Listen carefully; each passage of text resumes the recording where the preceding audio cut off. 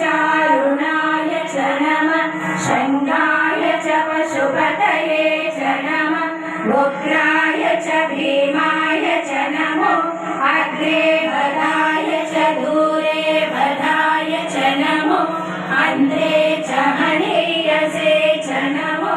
वृक्षे नमः शम्भवे च मयोभवे च नमः शङ्कराय च मयस्कराय च नमः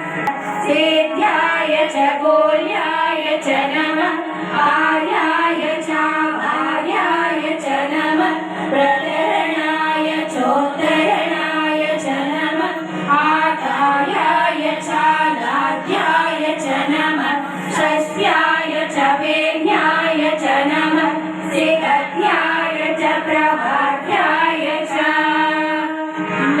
नवहिरण्याय च शिलाय च शयनाय च नमः प्रवर्धिने च पुलस्तये च नमो घोष्याय च कृत्याय च नमः कल्प्याय च गेह्याय च नमः काट्याय च गह्वरेशाय च नमो हृदयाय च निवेश्याय च नमः पागुंसव्याय च रजस्याय च नमः सुष्म्याय च हृद्याय च नमो लोप्याय चोलप्याय च नमः ऊर्व्याय च शून्याय च नमः पर्ण्याय च पर्णसद्याय च नमो पगुरमा